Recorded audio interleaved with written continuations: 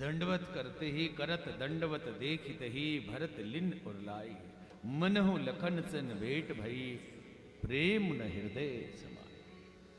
दंडवत करते ही हृदय से लगा लिया, जैसे लखन जी से भेंट हो गई। और ये कहते हैं कि राम राम कहि जे जमुहाई, तिनहि न पाप पुंज समुहाई। प्रातः काल या दिन में राम राम बोल के जो जम्हाई भी लेते हैं उनको पाप नहीं समाता। यह तो राम लाई उर्ली। वशिष्ठ मुनि दूर खड़े हैं, वो गले नहीं लगने वाले, वो इशारा भी कर रहे हैं, क्या कर रहे हैं? तो भरत जी कहते अरे यह तो राम लाई उर्लेना, इसको तो भगवान ने हृदय से लगाया है। कुल समेत जग पावन की, कुल समेत जग को पवित्र कर लिया इसने। भरत जी तीसरे प्रहर प्रयाग में प्रवेश करते हैं। भरत तीसरे प्रहर कहाँ कीन्ह प्रवेश प्रयाग, कहत राम सिया उमरी अनुराग। तीसरे प्रहर भरत जी ने सबके साथ प्रयाग में प्रवेश किया। राम सीता कहते हुए हृदय में अनुराग उमड़ रहा है। जब चले थे तो पैदल चले, फिर लोगों ने चढ़ा दिया। अब की बार उतरे जब गले मिलने के लिए निषाद से, तो किसी को बताया नहीं, चुपके से पैदल चले, पांव में छाले पड़ गए। झलका झलकत पायन कैसे, झलका झलकत पायन कैसे, पंकज ओस ओस कर्ण जैसे, पंकज ओस ओस कर्ण जैसे। भरत पराद ही आए आजू, भरत पयाले ही आए आजू, भयाओ दुखित सुन सकल समाजू, भयाओ दुखिता सुनि सकल समाजू। झलका झलकत पायन कैसे, पंकज ओस ओस कर्ण जैसे। पांव के छाले ऐसे झलक रहे जैसे कमल के पत्ते पे या पंखुड़ी पे ओस की बूंदें गिरी हुई हो। किसी ने कहा जिसके होठों पे हंसी और पांव में छाले होंगे, प्रभु वही तेरे चाहने वाले होंगे। जिनके होठों पे हंसी और पांव में छाले होंगे, प्रभु वही तेरे चाहने वाले होंगे। प्रयाग में पहुंच गए, गंगा यमुना को नमन किया, सरस्वती जी को प्रणाम नहीं कर। इन्होंने ही बुद्धि खराब की, मंथरा की, इसलिए इनके तरफ तो जाना ही नहीं। गंगा यमुना को प्रणाम कर रहे हैं, देख रहे हैं। देखत श्यामल धवल, देखत श्यामल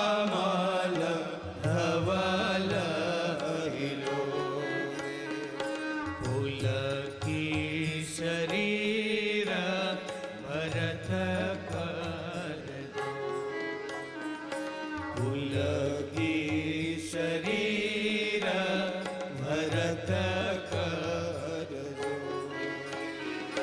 सकल काम प्रद तीरथ राहो। सकल काम प्रद तीरथ राहो। वेद विदित जग प्रगट प्रभाव। वेद विदित जग प्रगट प्रभाव। मांगो भीख त्याग नीच धर्म। मांगो भीख त्याग नीच धर्म। भारत काहन करई कुकर्म। भारत काहन करई कुकर्म। असजिय जानी सुजान सुदानी। असजिय जानी सुजान सुदानी।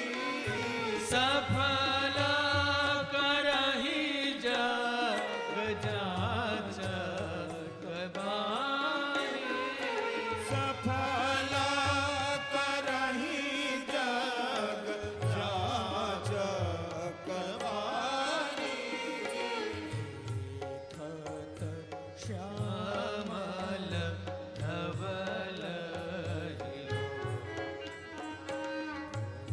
खत श्यामल धवल हिलो। जमुना और गंगा जी के श्यामल और धवल हिलोरे देख रहे हैं और कर जोर के हाथ जोड़ के कहते हैं कि हे मैया, मैं अपना धर्म त्याग करके मांग रहा हूं भीख। आर्त काह न करई को कर्मो। जो गरीबी में हो आदमी तो क्या क्या गलत नहीं करता। इसलिए आज मैं धर्म त्याग कर रहा हूं। क्षत्रिय हो, मुझे मांगना नहीं चाहिए, लेकिन फिर भी आज मांग रहा हूं। आप मेरा मनोरथ पूरा करिए। क्या मांग रहा हूं? धन धर मन काम रुचि। गति न चाहो निर्वाण। जन्म जन्म रति राम पद। यह वरदान हे मैया, अर्थ नहीं चाहिए, धर्म नहीं चाहिए, मोक्ष नहीं चाहिए। जन्म जन्म राम जी के चरणों में रति हो, ऐसा आशीर्वाद दीजिए। धर्म त्याग करके जो मांग रहा हूं यही मांग रहा हूं।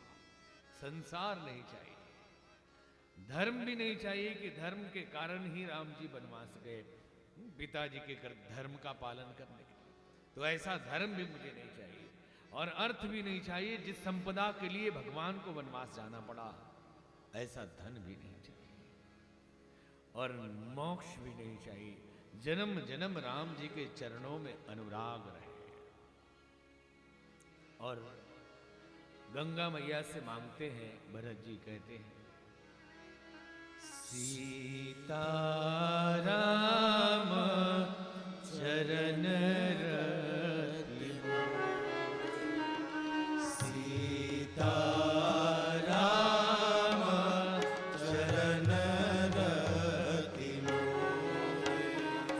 दिनों दिन बढ़त अनुग्रह तो अनुदीन बढ़त अनुग्रह तो सीताराम चरण रति।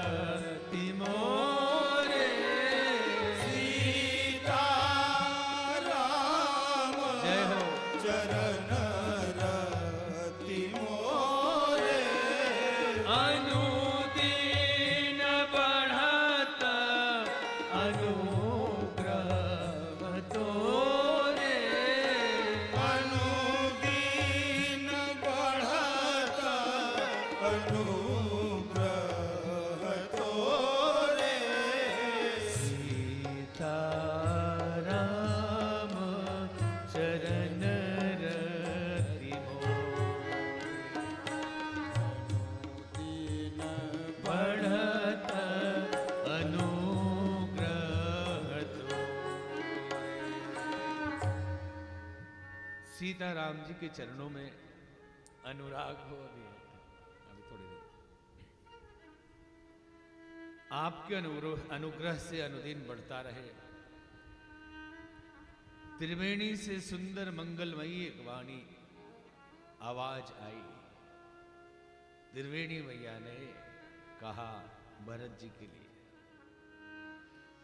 तात भरत तुम सब विधि सार, तात भरत तुम सब विधि सार, राम चरण अनुराग अगाध, राम चरण अनुराग तात भरत तुम सब विधि साधु, तात भरत तुम सब विधि साधु,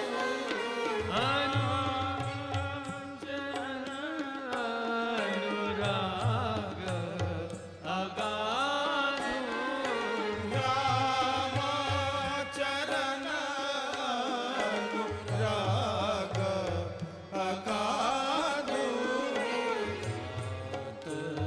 भरत तुम सब विधि चरण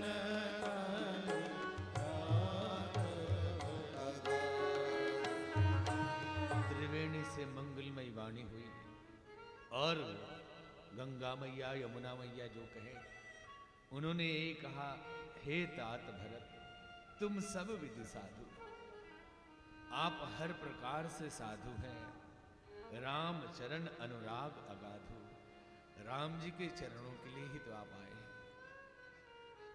आगे बढ़े भरत जी, भरद्वाज मुनि से भेंट की और अपना दुख व्यक्त किया कि मेरे कारण ही भगवान वन में आए, मैं ही अभागा हूं, सबका दोषी मैं ही हूं। तो भरद्वाज जी ने उनको ढांढस बंधाया और कहा, तुम तो भरत मोर मत एव, तुम तो भरत मोर मत एव, हरे देह जनु राम सने, हरे देह जनु राम सने, तुम तो भरत मोर मत एव, तुम तो भरत मोर मत एव, हरे देह जनु राम सने, हरे देह जनु राम स्नेह, तो भरत मोर मत एव, हरे देह जनु राम स्नेह। भरद्वाज जी से मिले, आगे बढ़े। मार्ग में इंद्र रिद्धि सिद्धियां भेजने का प्रयत्न कर रहे हैं। पहला नियम टूटने का, दूसरा समाज का विरोध, निषाद राज ने विरोध किया। अब इंद्र के द्वारा, संतों के द्वारा रिद्धि सिद्धियां भेजी जा रही। गुरु बृहस्पति इंद्र को समझाते हैं, सुनो सुरेश रघुनाथ सुबा, सुनो सुरेश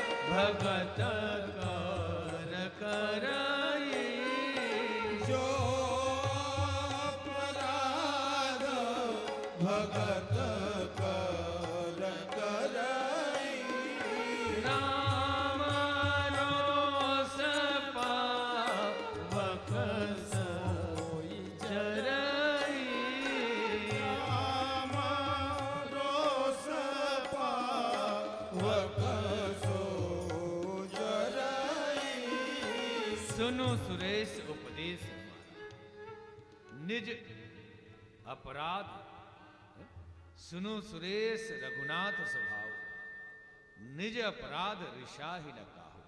भगवान को गाली दो, देना नहीं चाहिए, लेकिन भगवान को फुर्सत नहीं इसके लिए। लेकिन यदि उनके भक्त को गाली दे दी तो भगवान बर्दाश्त नहीं कर सकते। इसलिए किसी संत को आप सम्मान दे पाए या नहीं, किसी संत का कभी भूल के अपमान नहीं।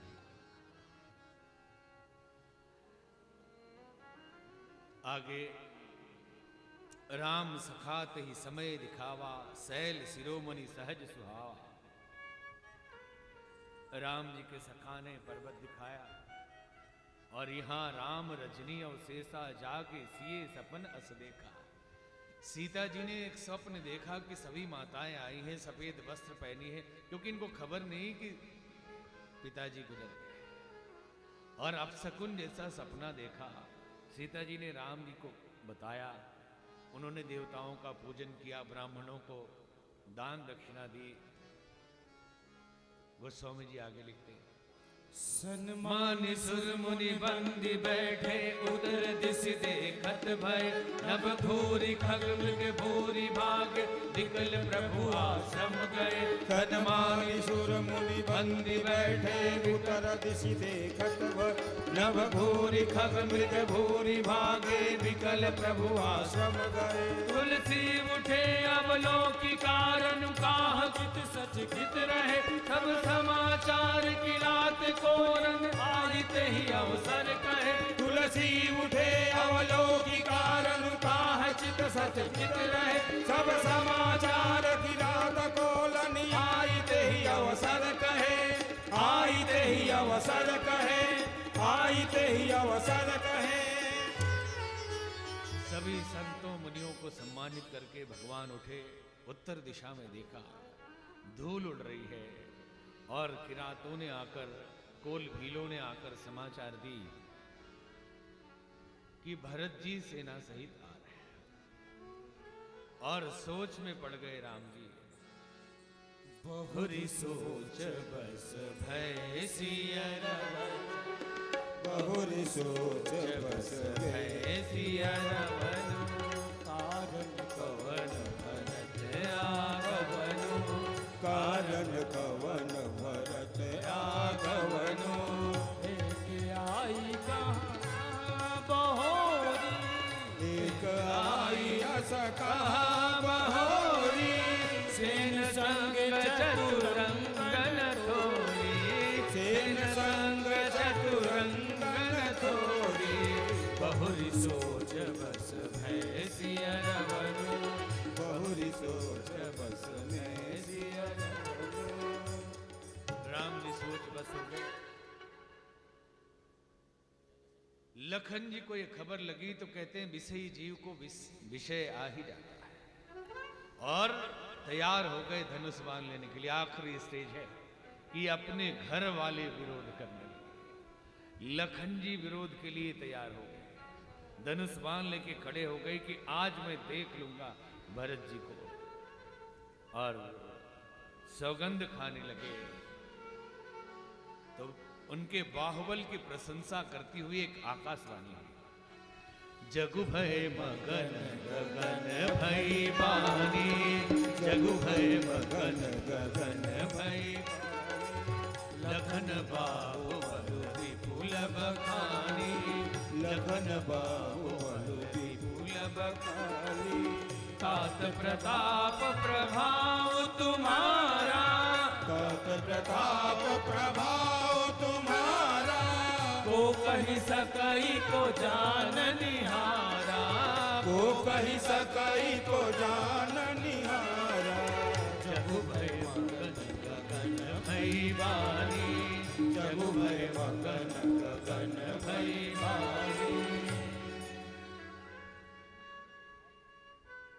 जगत भय से डूब गया। लक्ष्मण जी की प्रशंसा हुई आकाशवाणी में कि आपके प्रताप को कौन कह सकता है। राम जी भी प्रशंसा करने लगे, लेकिन उन्होंने एक बात कही कि विषयी जीव भरत जी के लिए आप कहते हैं, भरत जैसा भाई इस दुनिया में मिल नहीं सकता।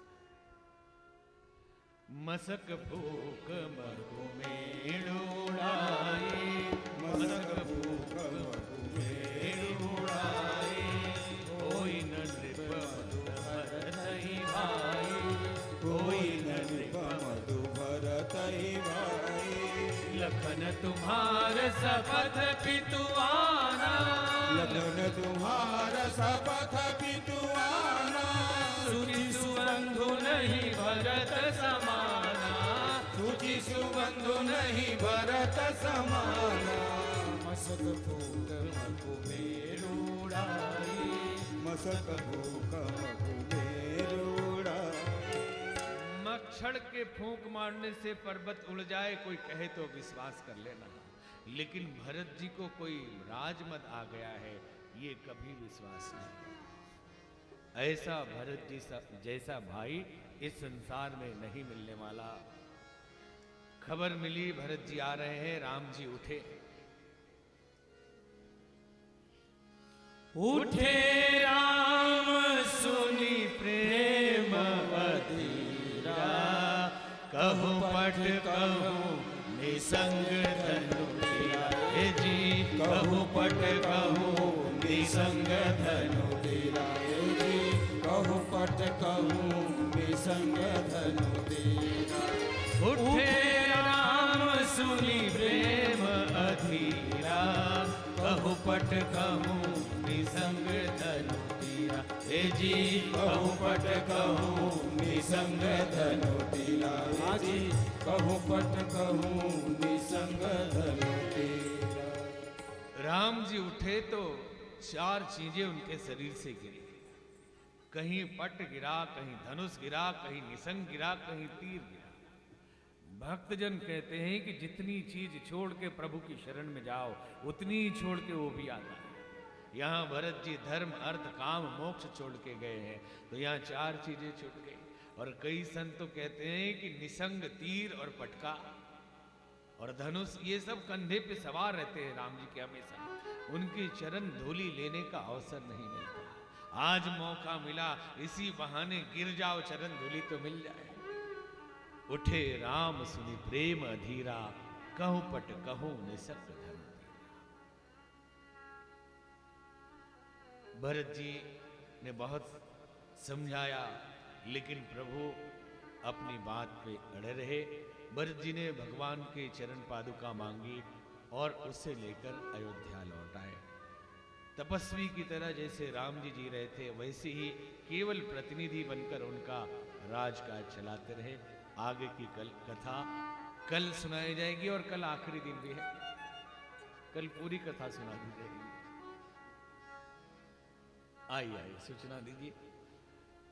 एक तो दीक्षा के लिए लोग परेशान हैं, क्योंकि जब जब दीक्षा हुई पीपी सिंह जी के घर पे हो गई, तो ये नियम बनाया गया है कि आज और कल कथा के बाद यही कमरे में गुरु दीक्षा होगी, जिनको लेना ही रुक जाना, ठीक है। और दूसरी बात, सूचना तो वो देंगी, लेकिन एक बात हम उनको बता नहीं पाए कि संस्था की पत्रिका शाश्वत ज्योति निकलती है, उसका रसीद वहां है, हर 2 महीने में वो आती है। उसके सदस्य बन जाए, आपके घर आती रहेगी, काउंटर पे वो है। हेलो। और अब आरती से पहले कुछ अनाउंसमेंट हैं। आज के जो प्रसाद की व्यवस्था है वो श्री अनिल अग्रवाल सन सिटी वाले और आत्मशरण अग्रवाल जी की तरफ से है। थोड़ा इको कम करो, उसका आवाज सुनाई नहीं पड़ती। आज के जो यजमान हैं श्री संजय अग्रवाल जी आर्ट अरीना और श्री घनश्याम खंडेलवाल जी। एक बात और बताना चाहता हूं कि इस कथा का प्रसारण जो आध्यात्म चैनल पर डी लाइव है वो आज से 3:30 बजे से 6:30 बजे तक शुरू हो गया है और 2 अप्रैल से लेकर के 9 अप्रैल तक इसका प्रसार। गुरु दीक्षा के बारे में गुरु जी ने बता ही दिया। इसके अलावा जो महिलाएं पहले दिन कलश यात्राएं लेकर के आई थीं, कल कथा के बाद उनको यहाँ पर महाराज जी द्वारा कलश दिए जाएंगे। और एक कुंभ अन्न क्षेत्र में भंडारा सहयोग के बारे में बात करना चाह रहा हूँ। महाकुंभ के पुनीत अवसर पर महामंडलेश्वर स्वामी जी द्वारा अपना कैंप लगाया गया है, जिसमें रहने की सुविधा के साथ साथ भोजन प्रसाद व गंगा स्नान शिप्रा जी की पूर्ण व्यवस्थाएं की गई हैं।